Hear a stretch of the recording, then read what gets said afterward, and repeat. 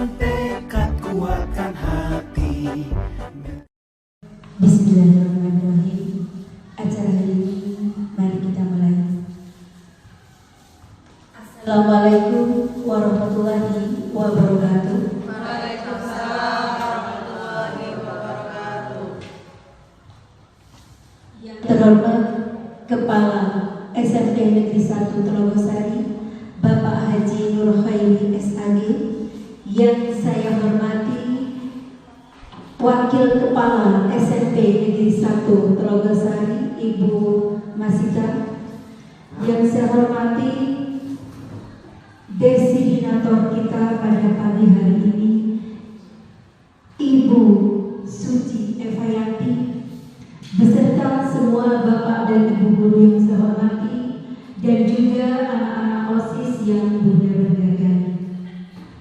Alhamdulillah, puji syukur kita panjatkan kehadiran Allah Subhanahu wa Ta'ala atas limpahan rahmat dan hidayahnya kepada kita semua, sehingga pada pagi hari ini kita dapat berkumpul kembali dalam keadaan sehat walafiat, yaitu pada acara diseminasi guru budaya positif di sekolah yang akan disampaikan oleh Ibu Suci Evayanti pada hari ini, Sabtu 21 Januari 2023, bertempat di SMP Negeri 1 Telogosari. Bapak Ibu yang saya hormati, mengawali acara kita pada pagi hari ini, marilah kita buka bersama-sama acara ini dengan membaca basmalah. Bismillahirrahmanirrahim. Untuk menyemangati kita pagi hari ini, saya ada sedikit pantun. Tebing tinggi di atas gunung. Sekali lagi ya, boleh dijawab ya. Tebing tinggi di atas gunung, Merapi hati-hati bila sedang mendaki. Hidup ini tak bisa diulangi. Mari kita mulai saja acara hari ini. Tepuk tangan untuk kita.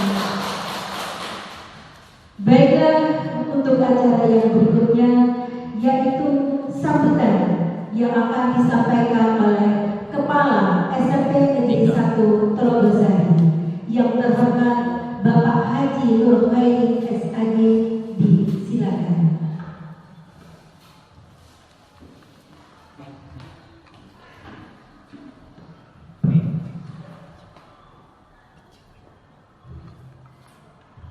Assalamualaikum warahmatullahi wabarakatuh. Bismillah, alhamdulillah, wa syukurillah, wa ni'matillah, la hawla wa la quwwata illa billah. Assalatu wassalamu ala rasulillah wa ala alihi wa sahbihi wa man qala rabbi shrah li sadri wa yassir li amri wahlul 'uqdatam min lisani yafqahu qawli. Amma ba'du. Benar, Bapak, Ibu, guru, asatidz, asatidzah SMP Negeri 1 Telogosari, wabil khusus designator kita pada hari ini, Ibu Suci Evayanti SPD, yang akan mendesignasikan budaya positif di SMP Negeri 1 Telogosari. Alhamdulillah, pada pagi ini kita masih diberi kesehatan, kesempatan bisa berwajah, bisa berkumpul di ruang aula ini dalam keadaan sehat walafiat. Semoga kumpulan kita mendapatkan ridho dari Allah Subhanahu wa Ta'ala dan juga sebuah amal ibadah. Amin, Allahumma amin. Salawat dan salam semoga tetap tercurahkan pada junjungan kita Nabi Muhammad Sallallahu Alaihi Wasallam. Dengan diutusnya beliau, kita bisa mengetahui mana barang yang hak dan mana barang yang batil. Bapak, Ibu,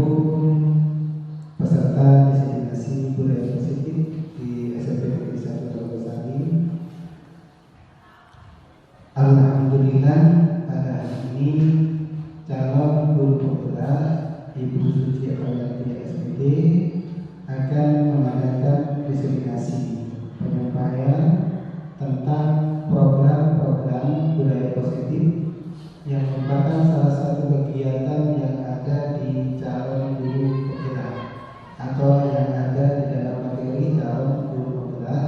Ini harus disampaikan kepada kita dan ini sangat penting sekali, dan kalau kita bisa menerapkan budaya-budaya positif di sekolah kita, insya Allah sekolah kita akan menjadi sekolah yang bagus, yang keren.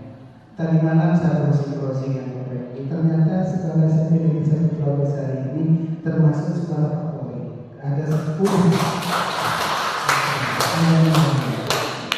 Jadi menurut Bapeti SMP, khususnya di SMP di Kabupaten Bondowoso itu ada 10 sekolah penggerak, sehingga nilai akreditasinya itu A+. Jadi kita di A, ternyata menurut Bapeti nilai kita 92 itu masuk plus gitu ya. Karena apa? Jadi sekolah saya tinggal mikir, oh misalnya kok masuk ya sekolah favorit di Kabupaten Bondowoso. Ya alhamdulillah kita masuk peringkat ke-6. Jadi ini sebuah keberhasilan sudah bagi kita. Mari kita lebih meningkatkan, bukan mempertahankan lagi ya, tapi kita harus meningkatkan. Jadi di samping mempertahankan, tapi kita berusaha untuk meningkatkan. Jadi meskipun sekolah kita di sebuah pinggiran, alhamdulillah masih bisa bersaing. Mari kegiatan-kegiatan ini sekarang ini sudah ada 3 proposal yang masuk, ya ini juga demi untuk meningkatkan prestasi siswa. Yang dulunya fokus Pak ini harus sekarang berjalan. Terus sekarang ada pramuka, terus karate, ya yang akan berangkat ke Surabaya. Ini sudah proposalnya sudah masuk semua. Saya semua. Cuma sekarang saya berkoordinasi dengan saudara gimana caranya membawa saudara ini. Dan saya kenapa? Karena semuanya akan masuk angka, cuma kebetulan dan pos belum cair. Biasanya di masih bulan akhir Februari, bisa jadi di bulan Maret. Yang dari bersama kader gitu ya, kita dari bersama dulu. Tapi sebenarnya saya bisa akan kita usahakan, karena perlombaan ini ternyata sebelum pelaksanaannya, sebelum dan bos kita berusaha saja ada jalan. Nah, budaya positif ini di samping sudah ada budaya positif yang telah kita terapkan seperti penyambutan siswa. Meskipun di sini belum maksimal, padahal cuma kita usahakan 10 menit secara kesepakatan, tapi ya kadang-kadang kalanya setengah 7, ada kalanya jam 6.40, cuma itu saja gitu ya. Cuma piket belum jalan. Mari yang sudah ada piket kan salah satu itu. Jadi usahakan jenengan guys jam 6.45 ada usaha ngobrol dulu lah. Kalau subuh bisa jam 3.30 sudah sekolah. 6.45 mari kita bersama-sama menyambut itu budaya positif. Setidaknya ketika ada hubungan batin, ketika ada sisa saling itu ada hubungan batin.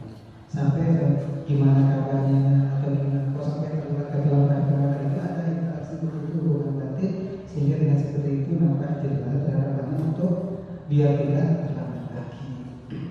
Nah ini budaya seperti literasi, membaca Al-Quran, berdoa sebelum belajar, itu juga budaya-budaya positif.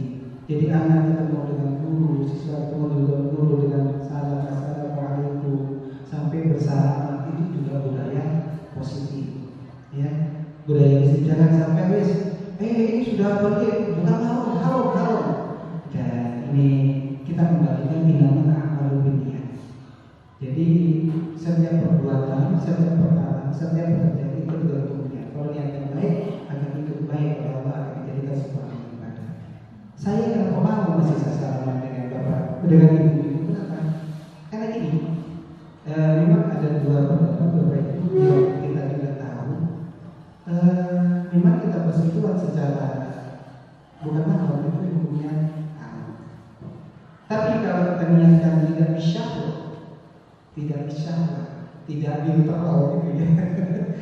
Itu tidak. akan mengulangi pada kita bahwa itu dosa kecil ketika kita wudhu dengan ikhlas maka akan muncul dengan sendirinya. Makanya ketika ada sebuah kejadian al-mawfuman janji husnul walihi, ketika seorang kiai ceramah beliau datang, mohon maaf masih tahu sedikit, tapi kita hubungannya dengan budaya positif, dengan hubungannya dengan ilmu salaman dengan siswa. Seorang kiai ceramah, ketika itu kiosnya berdiri Rabu datang, jadi jamaah salaman, jamaah muslimat sama. Akhirnya seorang kiai yang di atas itu, bukan haram. Akhirnya setelah beliau naik, ya mungkin ini mengungkapkan bahwa kayaknya terlalu tabu gitu ya, terlalu rusuh, cukup ya, sehingga ini pernah kami bahas ketika kami kuliah dulu. Ya kita selama tidak bisa, artinya bukan karena perlu atau nyeranya itu tidak jadi masalah daripada ketika kita kan kadang-kadang takut mau ngorok kira-kira ya, ada perasaan gak enak kan daripada seperti itu. Ya meskipun secara karena hukum itu kan hukum itu selama daripada kita menyakiti perasaan orang, terus dosa kecil yang bisa dihapus dengan itu sedikit aja. Itu ya, jadi memang ada berdasar memang berbeda. Kalau saya bukan seperti itu Bapak Ibu, jadi agak yang lunak seperti kepiting, hukumnya ada yang mengatakan halal, ada yang mengatakan makruh. Bisa yang memilih yang makruh karena saya mau kepiting. Budaya positif ini termasuk sholat zuhur berjamaah. Saya juga inginkan ada sholat duha. Mari Bapak Ibu yang punya kesempatan yang nanti dari rumah belum sholat duha, mari kita sholat duha. Saya sebagian sudah ada sebagian teman sudah sholat duha. Sebenarnya jam 6 itu sudah masuk sholat duha. Waktu kita itu sebenarnya bisa. Cuma ya kita dengan pendidikan ini dengan seperti itu mungkin bisa membawa anak-anak bisa sholat duha. Saya bilang ke dia proses itu mari kita bawa sholat duha bersama. Kita ngawal juga proses itu sholat duha. Mungkin ini program siswa sekarang. Setelah itu akan berdampak positif kepada siswa-siswa yang lain sehingga sholat duha bersama. Yang saya sudah mengumpulkan teman-teman guru PAI, mari saya inginkan ada sholat duha. Ternyata sudah saya satu tahun di sini belum jalan. Ini inginkan ada sholat duha. Di samping sholat zuhur dan ini ada beberapa hal. Mari mungkin dengan ada tambahan ilmu dari Ibu Suci Apayati dan Ibu Pak Awi yang saya sampaikan tadi. Jadi ini apa saja yang masuk di dalam, sehingga kegiatan-kegiatan yang baik, budaya-budaya yang baik, tradisi-tradisi yang baik yang kita terapkan itu masuk tradisi dalam budaya positif. Makanya saya punya prinsip sebagaimana saya selalu sampaikan, al-muhammadatu bil qabil as-salih wal akhdhu bi jadidil asal. Jadi saya akan mempertahankan tradisi lama yang baik. Jadi budaya positif yang baik itu saya pertahankan. Dan kita akan mengambil tradisi baru yang lebih baik. Kalau ada ternyata tradisinya saya diperbuatkan seperti ini. Terus ternyata Bu Eva itu ikut, Pak ada seperti ini. Gimana ini Pak? Bapak ini kalau lebih baik, ini yang kita lakukan. Itu sebenarnya dengan seperti itu kita tidak akan kebablasan. Tradisi di Indonesia itu baik, adat ketimuran itu baik. Jangan sampai dikalahkan dengan tradisi-tradisi yang tidak baik. Sekarang ini ada pembahasan. Kalau saya insya Allah mungkin di mana ya, ada sebuah sekolah apa itu sekarang yang bagaimana dan saat itu ya ada salah satu sekolah itu dari ya ada budaya positif, ada budaya negatif. Dan itu perlu dibicarakan sebelum diterapkan, perlu dibicarakan dulu antara masyarakat dan masyarakat. Karena tradisi baru itu apakah lebih baik dengan tradisi yang lama. Jadi ini Bapak Ibu, jika dengan adanya beliau saya juga menggugah kepada Bapak Ibu semua, baik PNS maupun non PNS, karena tidak ada guru penggerak itu dan harus PNS tidak. Non PNS pun boleh ikut guru penggerak.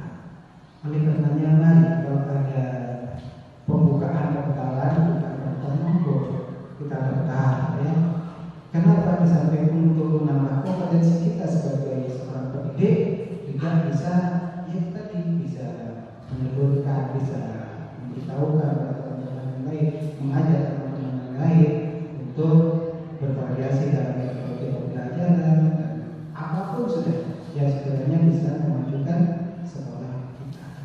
Mari, dan itu juga dampak terakhir akan meningkat grade rapor pendidikan kita. Jadi jumlah guru itu bilang yang PNS berapa, itu mempengaruhi nilai rapor pendidikan. Jumlah guru yang sertifikasi berapa orang itu juga mempengaruhi nilai rapor pendidikan. Begitu juga dengan guru pembela dan sekian guru yang jadi pembela berapa itu juga akan membantu dalam penilaian rapor pendidikan. Oleh karenanya mari seperti ini ternyata SMP Purwosari masuk sekolah 10 bisa sekolah gubernur. Berarti bukan menurut dinas pendidikan, tapi menurut strategi. Jadi bank itu pusat itu yang menilai. Ya, kalau tidak ya semoga saja ini sebuah pernyataan dari BPT yang tidak berusaha untuk menilainya, tidak berusaha untuk mempertahankan dan meningkatkan. Mungkin ini Bapak Ibu yang dapat kami sampaikan. Mari kita buka acara diseminasi budaya positif yang merupakan modul 1.4 yang akan disampaikan oleh Ibu Diseminator yaitu Ibu Suci FYP SPD dengan bacaan Bismillahirrahmanirrahim. Semoga acara ini berjalan dengan baik, dengan lancar, sukses, dan beliau sukses menjadi guru penggerak. Demikian yang dapat kami sampaikan. Yang mohon maaf. Wallahu a'lam. Mari kita buka dengan bacaan Bismillahirrahmanirrahim. Demikian, terima kasih. Wassalamualaikum warahmatullahi wabarakatuh. Terima kasih.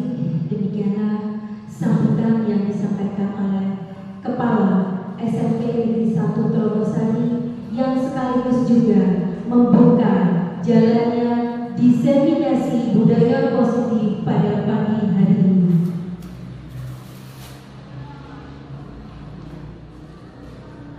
Bapak Ibu yang saya hormati, selanjutnya mari kita ikuti acara inti pada pagi hari ini, yaitu diseminasi budaya positif yang akan disampaikan oleh diseminator kita Ibu Suci Eva Yani. Yang terhormat Ibu Eva, disilakan. Assalamualaikum warahmatullahi wabarakatuh. Saya berdiri jadi.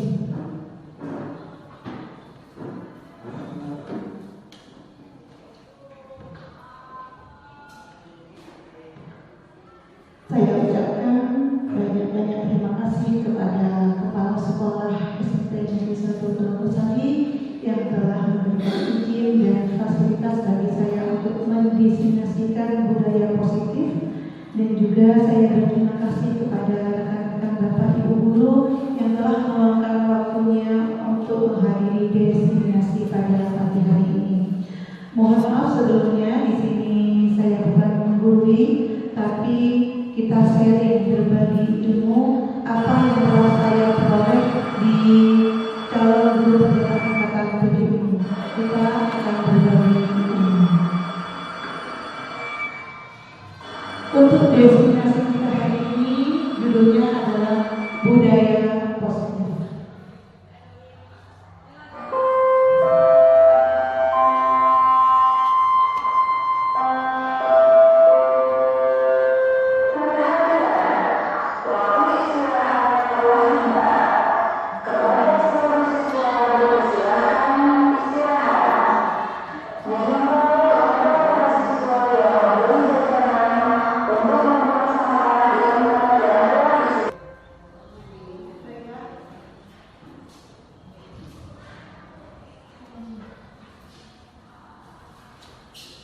Bapak Ibu, di sini sebetulnya di guru penggerak saya sudah melakukan satu modul, yaitu modul 1. Nah, di dalam modul 1 ini ada 3 tema. Yang pertama adalah modul 1.1 tentang filosofi Ki Hajar Dewantara. Yang kedua yaitu modul tentang nilai dan peran guru penggerak. Modul 1.3 tentang visi guru penggerak dan modul 1.4 adalah budaya positif. Di sini yang akan saya ceritakan adalah pada modul 1.4 yaitu adalah budaya positif. Tapi tidak salahnya saya akan bahas sedikit tentang modul 1.1 sampai 1.3 karena semua modul ini masih ada keterkaitan, di mana modul 1.1 sampai 1.4 ini berhubungan yang nantinya akan membentuk pelajar kita menjadi pelajar profil pelajar Pancasila.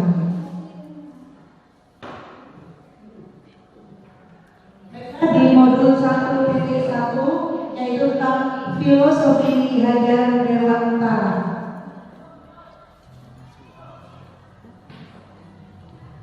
Menurut Ki Hajar Dewantara, tujuan pendidikan itu adalah menuntut segala kodrat yang ada pada anak agar mereka dapat mencapai keselamatan dan kebahagiaan yang setinggi-tingginya baik sebagai manusia maupun sebagai anggota masyarakat. Pendidik itu hanya dapat menuntut tumbuh atau hidupnya kodrat-kodrat yang ada pada anak agar dapat memperbaiki lakunya, bukan dasarnya hidup dan tumbuhnya kekuatan kodrat anak. Sekarang semua pembelajaran itu berpusat pada siswa. Kita sebagai guru hanya sebagai fasilitator saja. Menurut Ki Hajar Dewantara ada 3 asas pendidikan, yaitu yang pertama, ini mungkin Bapak Ibu guru sudah paham ya. Yang pertama, ingaso sutulodo, yang artinya di depan seseorang harus memberikan teladan atau contoh. Yang kedua, imadya wamangkarso, yang artinya di tengah-tengah seseorang bisa menciptakan prakarsa dan ide di antara orang lain. Dan yang ketiga adalah tuturi handayani, yang artinya di belakang seorang pendidik harus bisa memberikan dorongan dan arahan.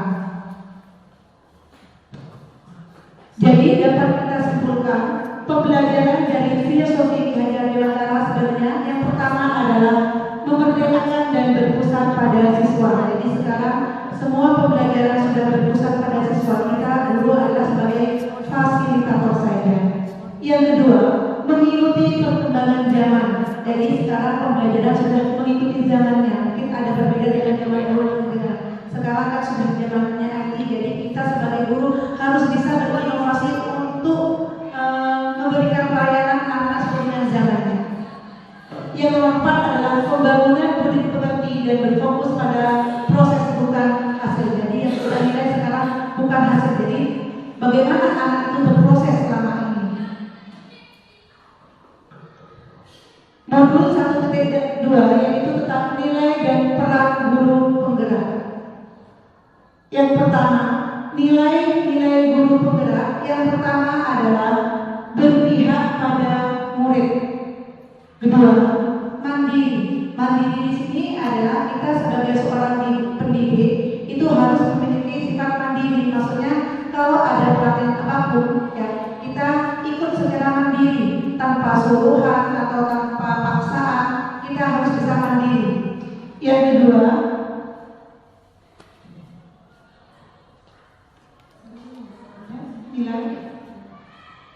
yang ketiga, kolaboratif. Kita harus bisa kolaboratif dengan teman sejawat, dengan murid, ataupun dengan praktisi-praktisi yang lainnya. Yang keempat adalah inovatif. Kita sebagai pendidik diharapkan memiliki inovatif agar pembelajaran yang berpusat pada siswa itu menjadi pembelajaran yang menyenangkan. Memang kalau anak usia SMP itu dengan SD masih belajarnya dengan bermain. Jadi kita bisa berinovasi di sana. Kemudian yang nomor 5 adalah reflektif. Jadi apapun yang kita peroleh, setiap kegiatan kita harus bisa mereflektifkan apa yang kita peroleh selama ini. Peran guru penggerak. Yang pertama adalah menjadi pemimpin pembelajaran. Yang kedua menjadi coach bagi guru lain. Yang ketiga mendorong kolaborasi, 4 mewujudkan kepemimpinan murid, dan kelima adalah menggerakkan komunitas praktis. Pada modul 1.3 itu adalah membahas tentang visi dari guru penggerak. Visi dari guru penggerak adalah mewujudkan anak-anak Indonesia yang memiliki profil pelajar Pancasila. Dalam mewujudkan visi ini diperlukan langkah konkret, yaitu dengan menggunakan metode intuitif apresiatif atau IA dan menggunakan tahapan Bagja. Jadi di sini visi kita harus berkesinambungan apa yang harus kita angkat di sekolah kita. Jadi kalau visi kita sudah ada, maka itu akan menurun menjadi sebuah misi dari sekolah.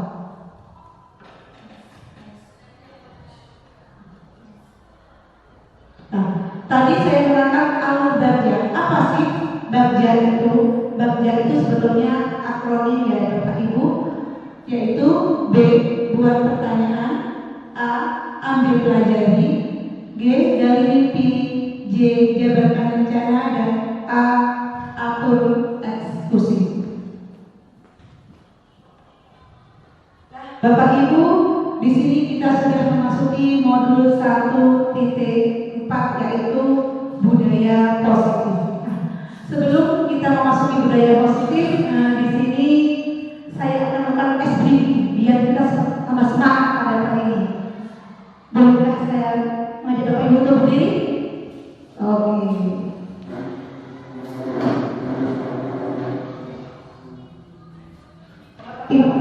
Kalau kita menandakan kalau itu besar kayak apa? Besar. Kalau kecil, panjang, pendek. Nah, itu mindset kita ya Bapak Ibu. Bagaimana kalau seandainya mindset itu kita ubah?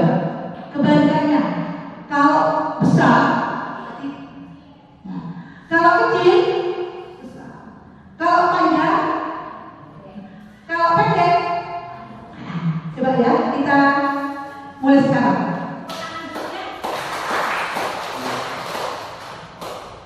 Panjang,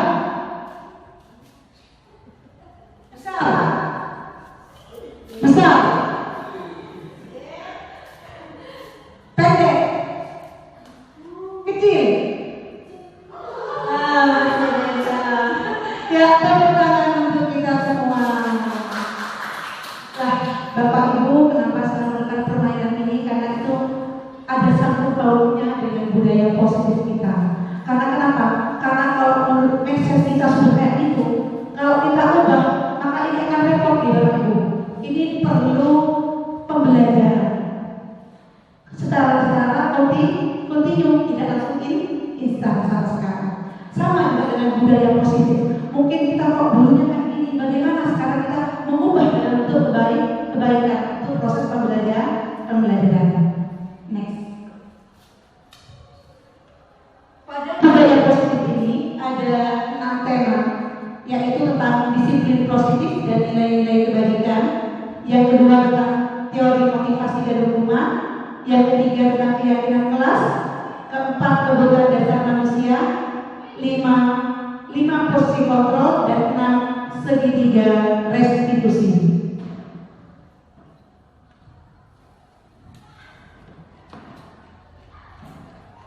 Yang pertama tentang disiplin positif dan nilai-nilai kebajikan universal.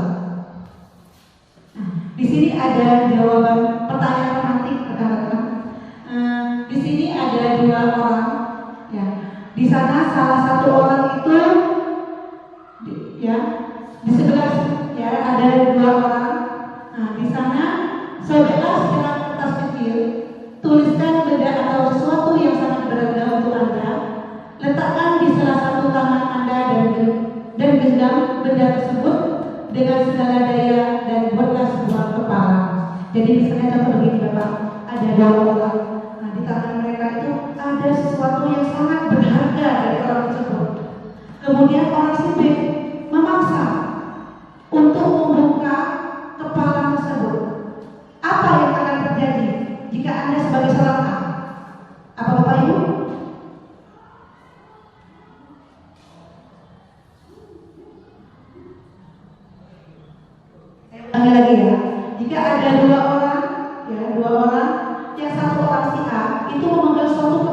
dia sangat berharga.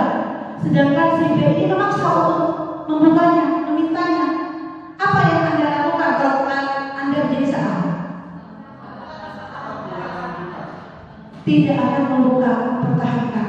Jadi dapat kita simpan apapun yang ada di kita. Yang berhak itu adalah diri kita sendiri. Mau mempertahankan atau membukanya. Orang lain itu tidak berhak. Bagus sekali Bapak Ibu, terima kasih. Nah, di sini ada perubahan paradigma teori kontrol. Apa yang perlu kita rubah di sini? Yang pertama, ilusi guru mengontrol murid. Jadi kita paradigma lama itu semua guru itu berhak mengontrol murid, padahal tidak ya. Yang kedua, ilusi bahwa kritik dan membuat orang merasa bersalah dapat menguatkan karakter. Jadi kita mengkritik orang bersalah itu akan menguatkan karakter mereka. Yang ketiga, ilusi bahwa semua penguatan positif, efektif dan bermanfaat. Yang keempat, ilusi bahwa orang dewasa memiliki hak untuk memaksa. Jadi kita di mindset kita kalau kita menjadi orang yang lebih tua, jadi kita memiliki kuasa tertinggi pada yang lebih muda. Di sini sebetulnya ada perubahan paradigma stimulus respon menjadi teori kontrol atau teori pilihan. Yang pertama, realitas kebutuhan kita sama kalau respon, tapi kalau kontrol, realitas kebutuhan kita berbeda. Jadi setiap manusia, setiap kita ya memiliki kebutuhan yang berbeda-beda. Yang kedua, semua orang melihat hal yang sama. Kalau kontrol, setiap orang memiliki gambaran yang berbeda-beda. Mungkin antara bapak satu dengan ibu satu itu gambaran kita tentang pandangan hidup berbeda. Ketiga, kita mencoba mengubah orang agar berpandangan sama dengan kita. Kalau teori pilihan, kita berusaha memahami pandangan orang lain tentang dunia. Yang keempat, perilaku buruk dilihat sebagai suatu kesalahan, itu kalau respon. Tapi kalau kontrol, semua perilaku memiliki tujuan. Kita melakukan sesuatu, murid kita melakukan sesuatu, baik itu benar atau salah, pasti dia memiliki tujuan tertentu di baliknya. Kemudian orang lain dapat mengontrol saya. Kalau pilihan hanya ada yang bisa mengontrol diri Anda. Jadi orang lain tidak bisa mengontrol diri Anda. Saya bisa mengontrol orang lain. Kalau pilihan Anda tidak bisa mengontrol orang lain. Kemudian pemaksaan ada pada saat bujukan gagal. Kalau pilihan, kolaborasi dan konsensus menciptakan pilihan-pilihan baru. Dengan adanya kita kolaborasi, maka di sana ada ide-ide baru yang akan muncul. Model berpikir menang kalau respon atau kalah, tapi kalau pilihan, model berpikir menang dan menang.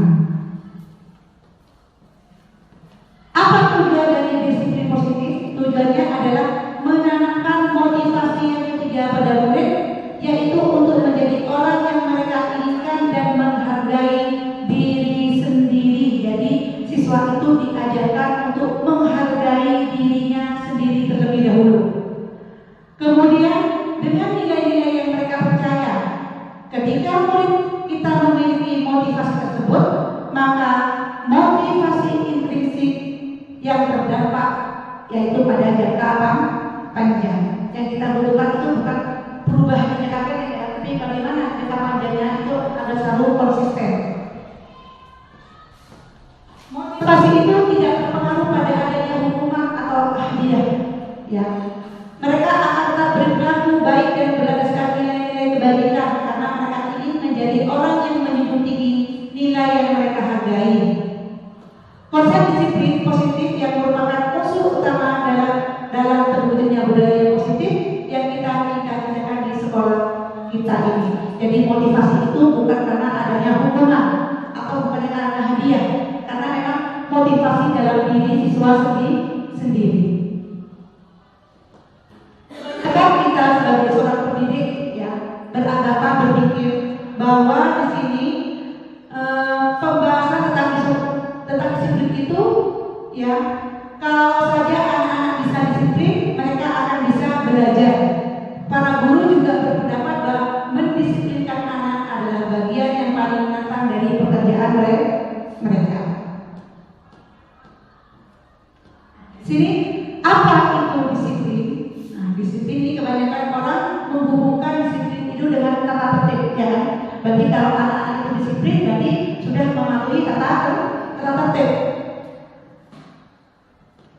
Sebenarnya di sini karena belajar tentang disiplin positif tidak harus dengan memberi hukuman, ya. Jadi justru itu adalah salah satu alternatif terakhir yang bila perlu tidak digunakan sama sekali. Jadi kalau kita mendisiplinkan itu identiknya dengan hukuman, padahal tidak ya. Atau itu bisa hukuman itu bisa kita tiadakan sama sekali.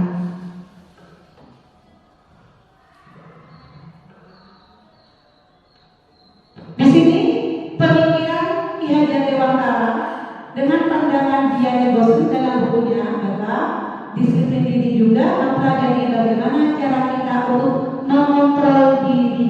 Jadi disiplin itu adalah bagaimana kita sebagai pendidik juga bisa belajar untuk mengontrol diri sendiri dan bagaimana menguasai diri untuk memiliki tindakan yang mengacu pada nilai-nilai kebajikan.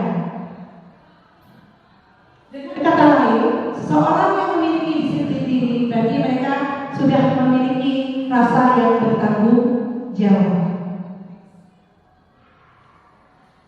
Sebagai pendidik, tujuan kita adalah menciptakan anak-anak yang memiliki disiplin diri sehingga mereka bisa berperilaku dengan mengacu pada nilai-nilai kebajikan universal dan memiliki motivasi intrinsik bukan ekstrinsik. Jadi intrinsik itu motivasi yang timbul dari diri anak sendiri, bukan faktor-faktor dari luar yang dapat mereka mengajak mereka untuk berubah.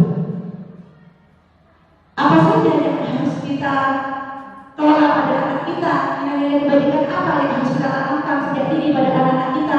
Yang pertama adalah rasa toleransi, rasa hormat, integritas, mandiri, menghargai, antusias, empati, keingintahuan, kreativitas, kerjasama, percaya diri dan komitmen. Inilah yang harus kita timbulkan pada diri anak kita. Yang kedua yaitu teori motivasi, hukuman dan penghargaan dan restitusi. Menurut Dian Gosling, di sini ada 3 motivasi perilaku manusia. Yang pertama, untuk menghindari ketidaknyamanan atau hukuman. Kedua, untuk mendapatkan imbalan atau penghargaan. Yang ketiga, untuk menjadi orang yang mereka inginkan dan menghargai diri sendiri dengan nilai-nilai yang mereka percaya. Teori motivasi perilaku manusia. Di sini, kalau motivasi eksternal itu adalah untuk contohnya untuk menghindari ketidaknyamanan. Contohnya begini, apa yang akan terjadi apabila saya tidak melakukannya? Itu termasuk motivasi eksternal dari luar. Apa akibatnya? Apa yang saya peroleh? Yang kedua, untuk mendapatkan imbalan. Contohnya, apa yang akan saya dapatkan apabila saya melakukannya? Berarti kalau dia tidak mendapat imbalan, berarti dia tidak melakukan. Yang ketiga, untuk menghargai diri sendiri. Itu termasuk motivasi internal. Yang akan didapat adalah saya akan menjadi orang seperti apa bila saya melakukan hal tersebut.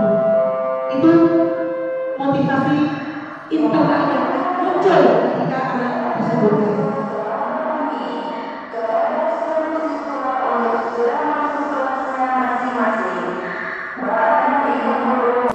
Didukung oleh penghargaan. Kebanyakan kita berpendapat kalau anak-anak itu diberi penghargaan itu akan menimbulkan motivasi bagi anaknya. Sebetulnya itu keliru ya Bapak Ibu. Apa yang akan kita hadapi kalau kita anak itu terlalu diberi penghargaan? Yang pertama, pengaruh jangka pendek dan jangka panjang. Mungkin jangka pendeknya, anak-anak itu termotivasi. Saya dikasih hadiah, dikasih ini hadiah. Tapi jangka panjangnya bagaimana? Seandainya kita tidak memberi imbalan pada anak itu, maka dia akan berhenti kan? Kemudian yang memberikan imbalan itu hanya 1 atau 2 orang guru saja. Maka yang lain guru ini keren. Itu akan jangka panjangnya. Bagaimana dengan anak-anak yang tidak diberi imbalan? Dia akan menjadi down. Yang kedua, penghargaan menghukum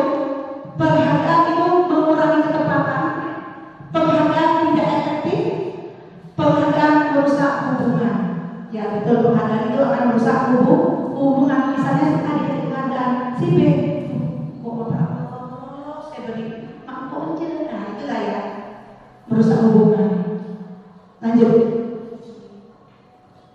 Penghargaan menurunkan kualitas, penghargaan mematikan kreativitas, dan penghargaan mengurangi motivasi intrinsik yang ada pada anak. Bentuk memberikan apresiasinya, beri pengakuan secara khusus, beri pengakuan secara pribadi, beri pengakuan kepada semua murid, beri pengakuan secara konsisten dan fokus pada proses. Contoh pengakuan atau apresiasinya. Kemarin saya perhatikan nilai yang akan kita ambil adalah rasa empati besar. Saya menghargai, berarti nilai kebajikan yang akan kita peroleh adalah kepedulian. Pengukuhan terima kasih, maka yang akan kita nilai kebajikan yang akan kita peroleh adalah rasa tanggung jawab. Nah, hukuman dan konsekuensi. Nah, ini perbedaan antara hukuman dan konsekuensi. Apa itu hukuman? Kalau hukuman itu bersifat satu arah dari pihak guru yang memberikan dan murid hanya menerima suatu hukuman tanpa melalui suatu kesepakatan. Itu kalau hukuman. Kalau konsekuensi, sementara disiplin dalam bentuk konsekuensi sudah terencana atau sudah disepakati, sudah dibahas dan sudah disetujui oleh murid dan guru. Umumnya bentuk-bentuk konsekuensi dibuat oleh pihak guru atau sekolah dan murid sudah mengetahui sebelumnya konsekuensi yang akan diterima bila ada pelanggaran. Itu perbedaan antara hukuman dan konsekuensi. Di sini ada pertanyaan, ya, apakah itu termasuk hukuman atau konsekuensi? Yang pertama, mencatat 100 kali di dalam buku termasuk apa? Hukuman atau konsekuensi? Hukuman. Lari mengelilingi lapangan, murid diminta untuk push up 15 kali, menggantikan kertas tugas teman yang telah dicoret-coret, membersihkan tumpahan air, membersihkan tumpahan air di meja tulis. Konsekuensi ya. Murid disuruh untuk menggunakan sepatu seharian di sekolah karena tidak menggunakan sepatu hitam. Lari mengelilingi lapangan basket 2 kali. Dari jawaban Pak Ibu, coba kita benarkah jawaban kita? Nah, inilah Bapak Ibu jawaban kita. Tepuk tangan.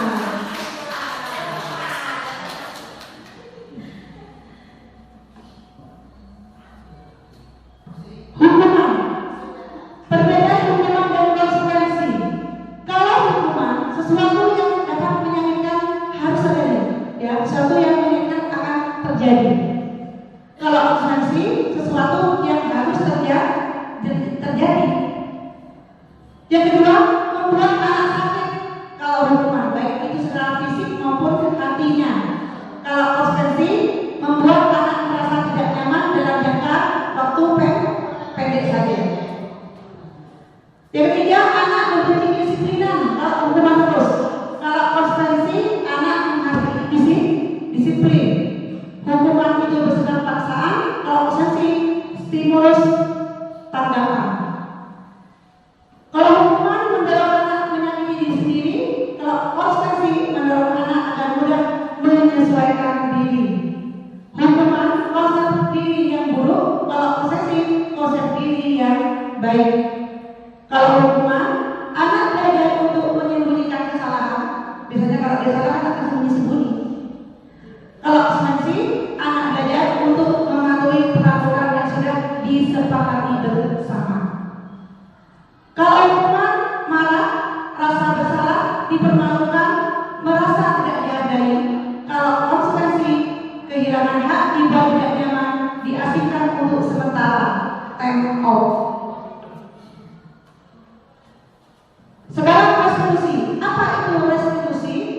proses menciptakan kondisi bagi murid untuk memperbaiki kesalahan mereka, itu restitusi, sehingga mereka bisa kembali kepada kelompok mereka dengan karakter yang lebih kuat. Restitusi juga merupakan proses kolaboratif yang mengajarkan murid untuk mencari solusinya untuk masalah yang mereka berada di sini. Restitusi itu kita sebagai guru duduk bersama dengan murid, menanyakan apa yang telah terjadi dan bagaimana solusi ke depannya. Ada 9 ciri-ciri restitusi. Yang pertama, bukan untuk menebus kesalahan, memperbaiki hubungan.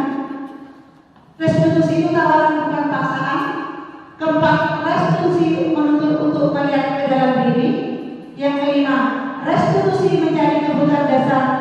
Yang keenam, restitusi diri adalah cara yang paling baik. 7, restitusi fokus pada karakter, bukan tindakan. Kemudian 8, restitusi fokus pada solusi. 9, restitusi mengembalikan murid yang berbuat salah pada kelompoknya. Yang ketiga, kebutuhan dasar manusia dan dunia berkualitas. Sebetulnya ada 5 kebutuhan dasar manusia. Yang pertama, kita itu butuh cinta kasih. Yang kedua, kita butuh kesenangan, ya. Ketiga, kita butuh bertahan hidup. Kita butuh penguasaan. Kita juga butuh kebebasan. Di sini yang keempat adalah posisi kontrol. Di sini posisi kontrol itu ada 5, Bapak Ibu. Nah, di sini saya memiliki video suatu kasus. Nanti kita bisa berefleksi diri, guru seperti apa kita ini. Ditonton ya Bapak Ibu, kita bisa berefleksi diri, kita itu selama ini sebagai guru seperti apa.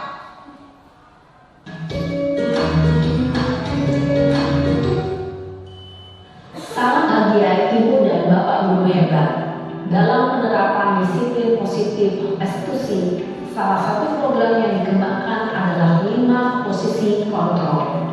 5 posisi kontrol dalam restitusi adalah proses perjalanan seorang pendidik agar dapat mengenali dirinya. Pada video kali ini, kita akan membahas tentang 5 posisi kontrol yang dikembangkan oleh Diane Gosset dan contoh penerapannya.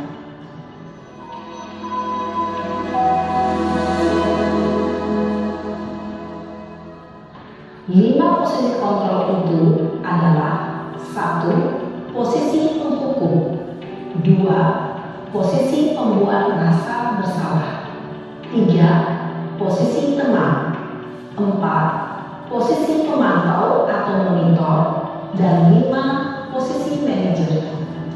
Untuk lebih memahami kelima posisi tersebut, mari kita saksikan kasus Naren yang terlambat hadir 20 menit di sekolah dan melihat bagaimana kelima posisi kontrol dalam menghadapi masalah tersebut.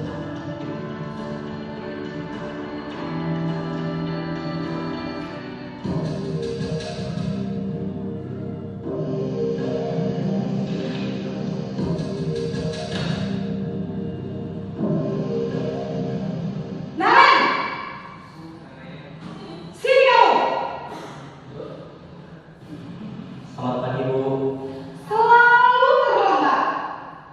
Kamu deh pasti terlambat. Maaf, Bu. Saya Apa? Apa Pacut? Asal apa lagi? Kapan sih kamu tidak terlambat? Malas sekali ya kamu jadi anak. saya Dasar pemalas. Gak kapok-kapok sih kamu. Sudah berapa kali terlambat?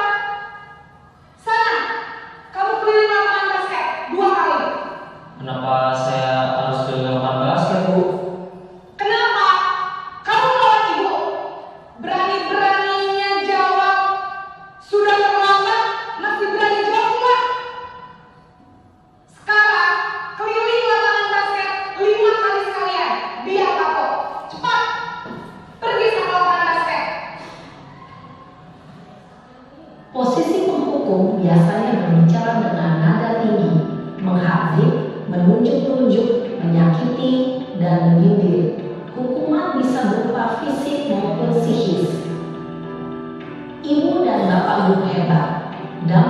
terjadi pada murid ketika guru berada pada posisi penghukum adalah murid cenderung akan memberontak, bahkan menyimpan dendam.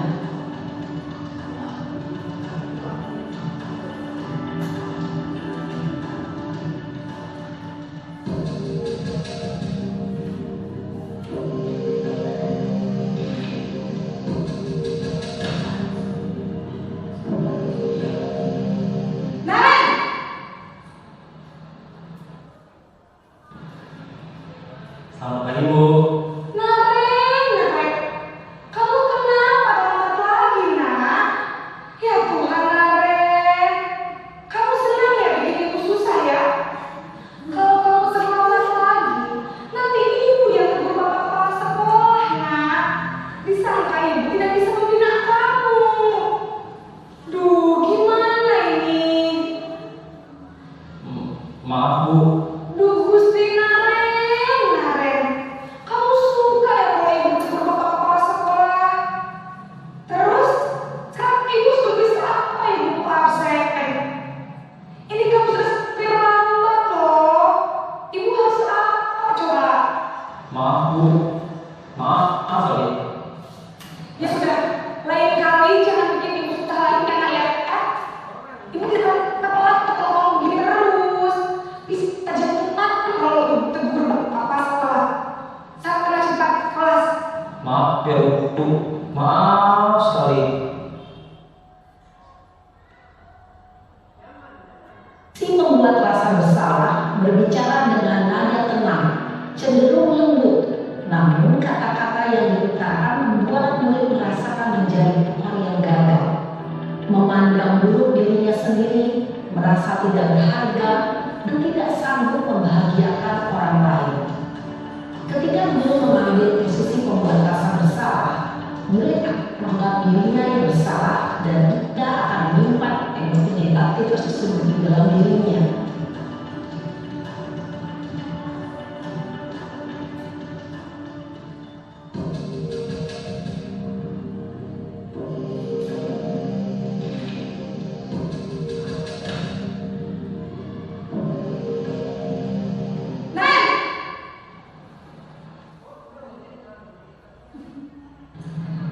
Selamat pagi, Bu. Wah, kerja apa ini nak? Terlambat lagi ya sayang. Iya, Bu. Habis ibu saya lupa bangunkan saya, Bu. Kamu malah menyalahkan ibu kamu. Kamu bukannya anak yang larinya paling kencang. Kok terlambat sih?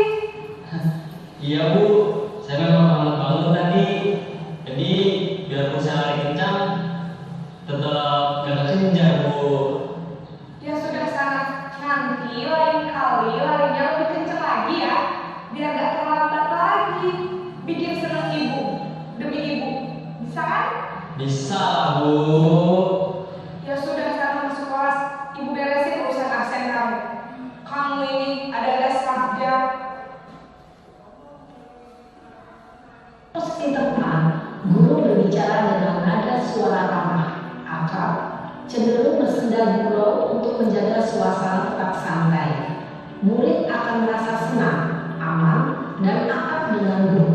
Identitas yang tercipta adalah identitas sukses atau berhasil. Namun, perlu diingat, karena ini masih dorongan eksternal, maka ada faktor ketergantungan dari murid kepada orang tertentu. Di sini guru absennya, sehingga di lain waktu murid bisa berperilaku baik, namun hanya kepada orang-orang tertentu saja.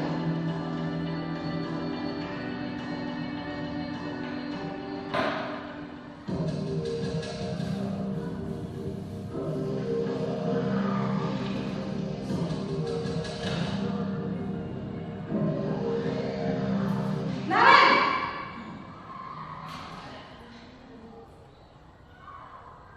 Ibu, Naren, apa peraturan sekolah kita tentang jam berapa kita harus masuk sekolah? Nah? kita harus di sekolah jam 7, Bu. Iya betul, sekarang sudah jam 7.20. Naren sudah tahu konsekuensinya jika terlambat hadir. Paham, Bu. Saya harus tinggal pas jam istirahat selama 20 menit. Iya Iya benar, konsekuensinya demikian. Jadi nanti jam 9.30 pas istirahat, kamu harus tinggal di kelas, kerjakan tugas tambahan untuk ketertinggalan kamu, ya? Baik, Bu. Si pemantau mengandalkan penghitungan atau data untuk mengontrol murid. Guru mengarahkan murid berdasarkan peraturan dan frekuensi.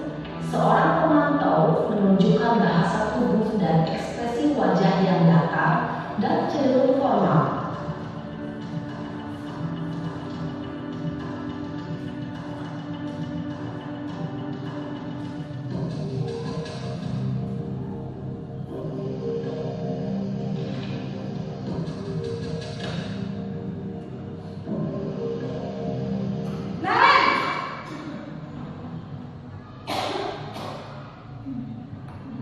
Ibu, Selamat pagi, Naren. maaf Bu, saya terlambat. Iya, sekolah masuknya jam 7, sekarang sudah jam 7.20. Jadi sekarang bagaimana, Naren? Maaf Bu, saya lupa secara alarm saya semalam. Baiklah, menurut kamu, keyakinan sekolah yang mana yang perlu kamu tingkatkan? Menghargai diri sendiri dan orang lain mungkin ya Bu. Setuju. Jadi, apakah Naren meyakini prinsip saling menghormati tersebut? Iya Bu, saya meyakininya. Apakah Naren bersedia memperbaiki masalah keterlambatan ini? Bersedia Bu. Bagaimana kamu memperbaiki masalah keterlambatan ini? Saya akan coba untuk tidak lupa menyetel alarm saya Bu. Baik, kalau Naren lupa menyetel alarm di rumah, ada orang yang kira-kira bisa bantu mengingatkan tidak? Ada Bu, kakak saya, Kak Emma. Ada lagi selain Kak Emma? Selain Kak Emma, ada ibu saya. Baik, jadi yang mengingatkan Naren adalah Kak Emma dan ibu kamu ya? Kira-kira akan mulai setel alarm kapan nih, Naren? Setelah pulang sekolah, akan segera saya lakukan. Baik, jadi Naren akan setel alarm untuk bangun besok pagi dan akan diingatkan oleh kakak dan ibunda Naren ya? Ada lagi yang perlu dilakukan Naren? Agar tidak terlambat bangun lagi. Tidak ada Bu. Baik Naren, terima kasih untuk kerjasama kamu. Sekarang kamu perlu kembali ke kelas untuk belajar. Baik Bu, terima kasih.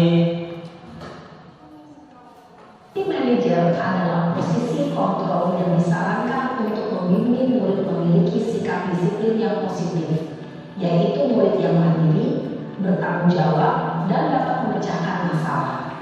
Tujuan dari posisi ini adalah agar murid dapat berefleksi atas tindakannya. Guru akan dengan tulus memberikan pertanyaan-pertanyaan bermakna, sehingga membuat murid dapat belajar dari kesalahannya dan mencari sebuah solusi untuk menyelesaikannya. Ibu dan Bapak guru hebat, setelah mengamati ada 5 posisi kontrol tadi. Bapak Ibu, tadi kita sudah menyimak ya video tentang 5 posisi kontrol. Nah sekarang kalau boleh saya bertanya,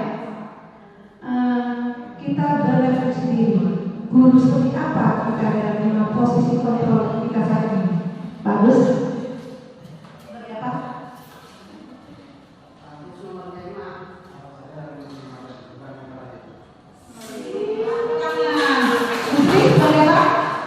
Sebagai teman, kenapa Bu Sri selama ini memposisikan Bu Sri sebagai kontrol sebagai teman? Kenapa?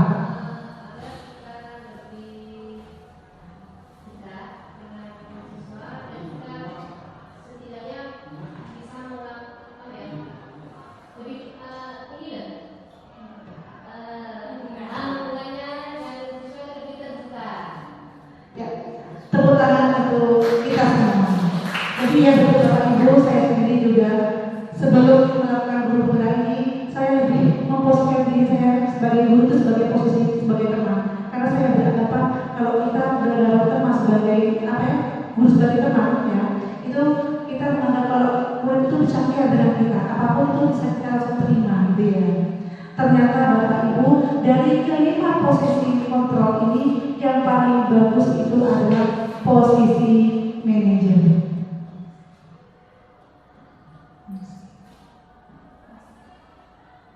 Kenapa di posisi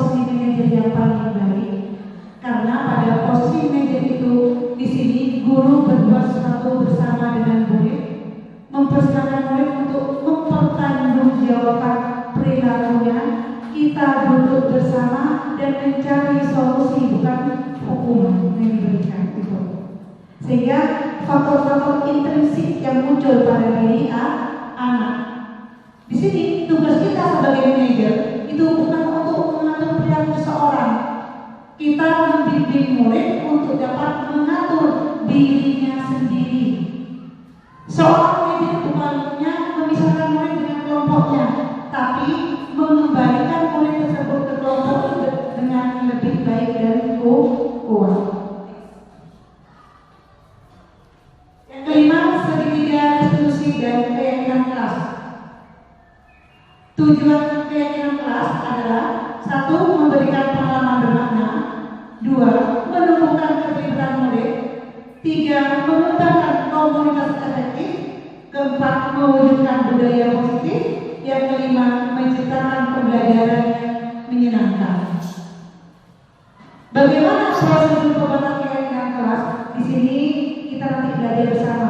Setiap guru mapel atau wali kelas nanti boleh membuat keyakinan kelas di masing-masing. Apakah tiap guru harus sama? Boleh berbeda, sesuai dengan yang kita sepakati kepada anak didik kita. Bagaimana caranya? Jadi kalau kita mengajar pada awalnya anak, kita tawarkan pada anak-anak kalau pada pagi ini ingin belajar model kayak apa? Bapak Ibu berikan namanya kertas-kertas.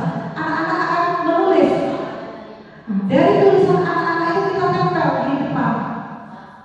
Kita melakukan. Jadi ada si A menginginkan belajar kayak begini. Disetujui tidak? Ya boleh disetujui. Konsekuensinya itu apa?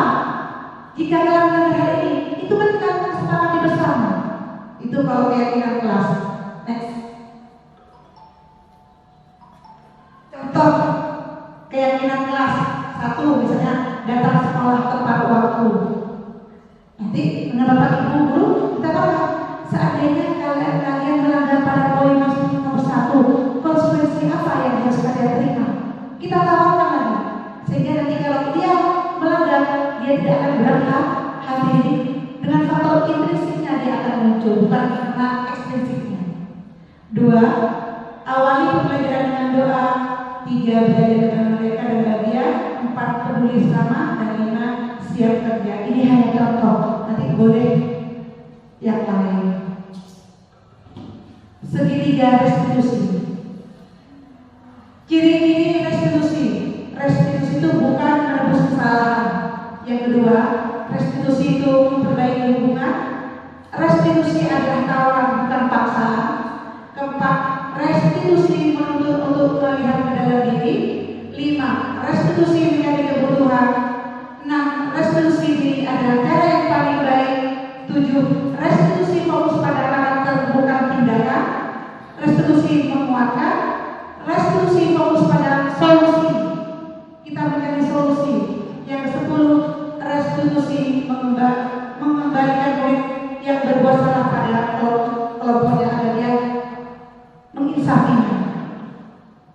Nah, di sini ada namanya segitiga restitusi. Yang pertama, menstabilkan identitas. Yang kedua, validasi tindakan yang salah. Yang ketiga, menanyakan keyakinan. Jadi nanti saat menstabilkan identitas itu kita tanyakan, kenapa kok datang misalnya terlambat ya? Kenapa kok bisa datang terlambat? Nah, nanti murid-murid itu akan bercerita dengan sendirinya. Kemudian validasi tindakan yang salah. Jadi semua orang itu pasti melakukan kesalahan, gitu ya. Jadi bagaimana kalian itu untuk memperbaiki kesalahan tersebut, menebus kesalahan tersebut. Kemudian menanyakan keyakinan. Jadi keyakinan kelas yang kamu lakukan itu kayak apa? Apa konsekuensinya? Apa yang harus diperbaiki? Itu untuk mencari solusi. Itu segitiga restitusi.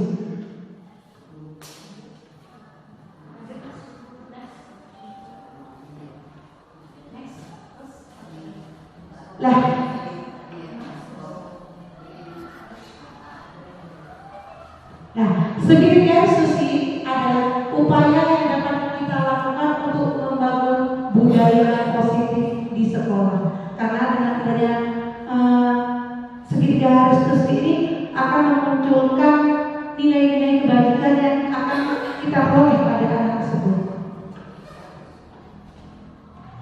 Terima kasih Bapak Ibu, demikian pemaparan yang telah saya sampaikan. Kemudian saya kembalikan kepada moderator.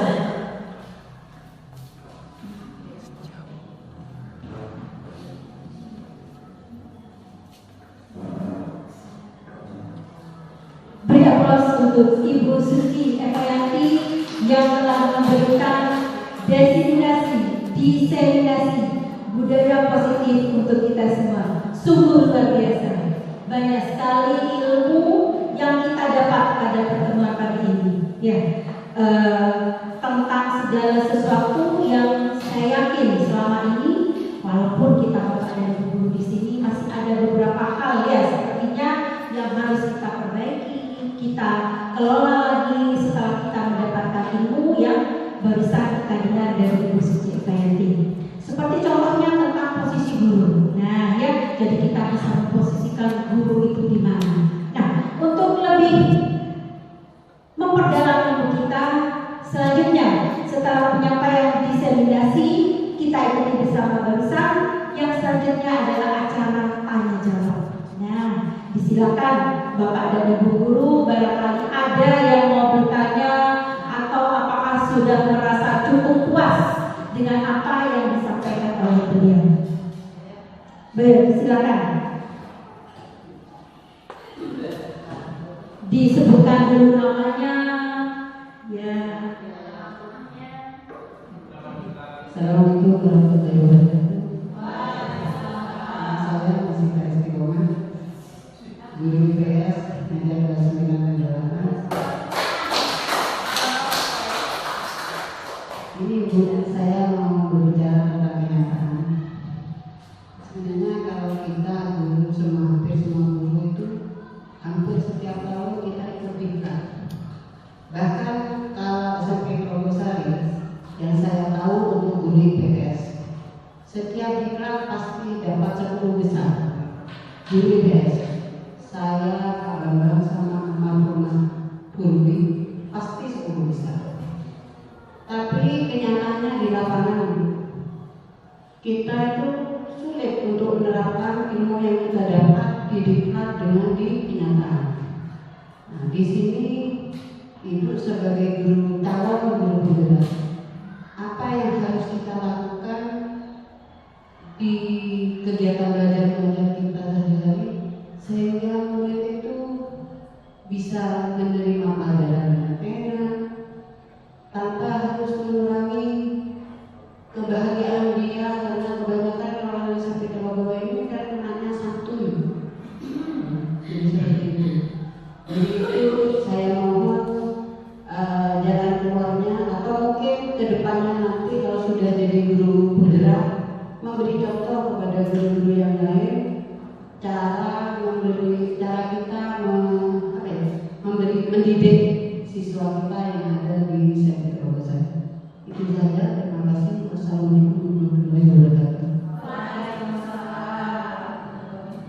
Beri aplaus untuk Ibu Siti Nurhaliza dengan pertanyaannya yang sangat luar biasa. Nah, disilakan Ibu Suci Epayati untuk menanggapi. Beliau sebagai calon penggerak, bagaimana nanti untuk menggerakkan siswa dan siswi kita untuk lebih aktif dalam belajar. Sepertinya seperti itu pertanyaan yang saya tangkap. Terima kasih ya Ibu Gita, pertanyaan yang bagus. Mungkin trik dari saya ya Ibu, namanya anak itu untuk usia SD dan SMP itu maksudnya anaknya masih senang bermain. Jadi kita sebagai guru bagaimana cara kita mengajar di sekolah itu yang menyenangkan. Mungkin dikasih permainan, di sela-sela permainan ya Bu, biar anaknya tidak bosan dalam pembelajaran. Kemudian kita sebagai guru itu harus menyediakan metode pembelajaran yang menyenangkan sehingga anak itu belajar tidak membosankan. Misalnya kita ajak keluar kelas, mungkin ada permainan, kemudian mungkin study banding dengan sekolah lain, mungkin itu dapat menimbulkan anak untuk belajar yang menyenangkan. Kemudian bagaimana menyentuh relasi kita, ya betul katanya ada 3 motivasi guru itu ya, tergerak, bergerak, dan menggerakkan. Kita dari diri kita dulu, kita harus bisa tergerak, baru kita bisa menggerakkan orang lain, ya, gerak dan menggerakkan komunitas itu. Jadi kita sebagai guru harus bisa berinovasi untuk menciptakan terobosan-terobosan baru bagaimana supaya pembelajaran itu lebih menyenangkan. Kalau saya itu contohnya saya misalnya dalam tema pembelajaran, kalau anak-anak itu biasanya bosan, anak-anak sudah bosan ya, ayo kita berdiri dulu, kita joget bersama, mungkin ada lagu apa, kemudian anak-anak ada permainan dulu, sehingga anak-anak yang pertamanya bosan itu bisa aktif kembali. Mungkin itu trik dari saya kita. Demikian bagaimana berikan asik, alhamdulillah, beri aplaus sekali lagi. Untuk jam pertama saya buka 3 pertanyaan, barangkali ada lagi pertanyaan. Silakan diperkenalkan namanya dulu. Assalamualaikum warahmatullahi wabarakatuh. Nama saya Agus Sulaiman, guru Mampet PPKN kelas 7. Terima kasih atas kesempatan.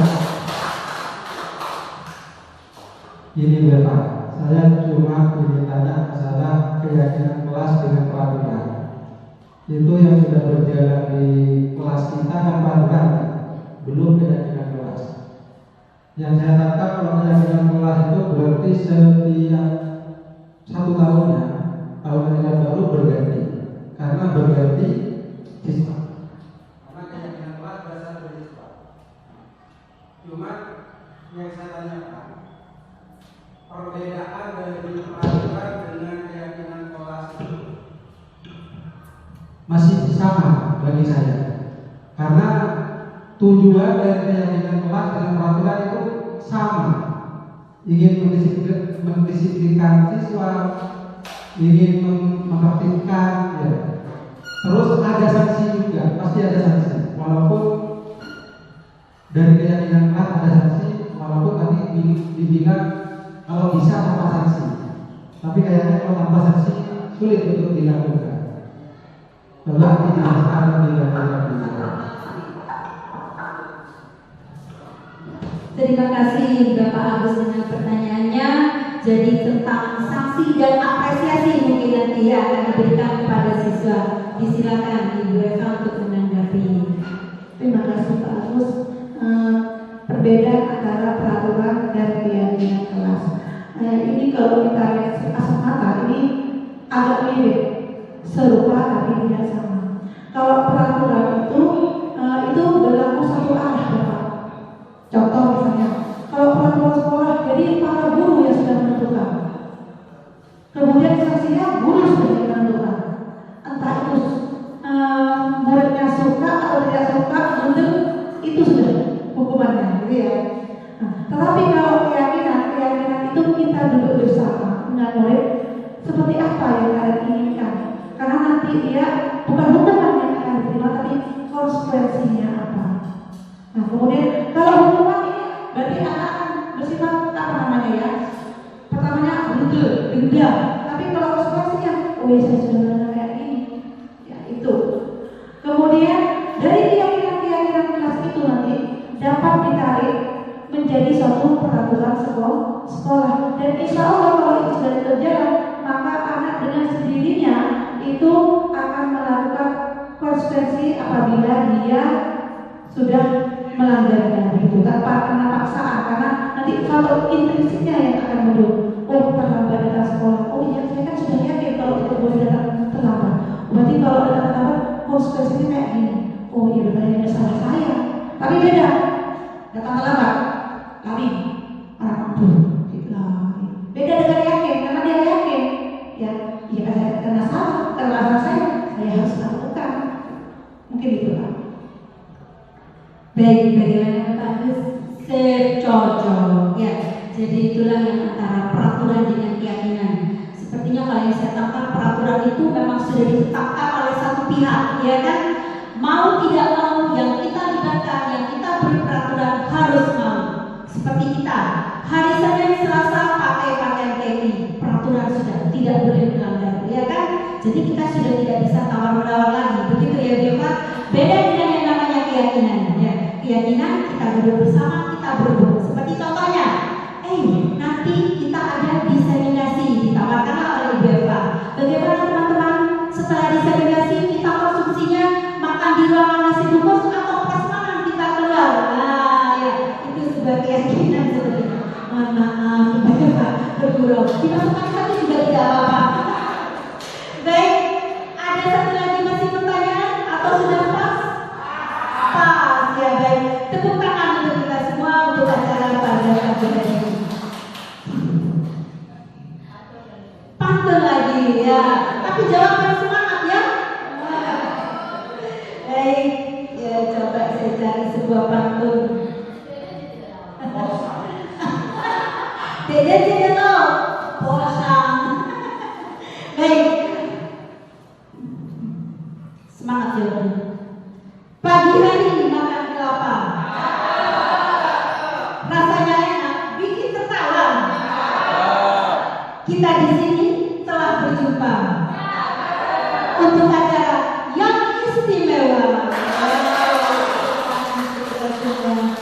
Baik, demikianlah Bapak Ibu, kalau memang sudah tidak ada pertanyaan, berarti acara diseminasi budaya positif yang disampaikan oleh calon guru penggerak kita yaitu Ibu Suci Eva Yanti kita akhiri sampai di sini dengan sebuah kesimpulan bahwa dengan adanya budaya positif ini kita diharapkan untuk dapat menciptakan lingkungan positif serta mendukung murid menjadi pribadi yang berbahagia, mandiri dan bertanggung jawab sesuai dengan filosofi Ki Hajar Dewantara.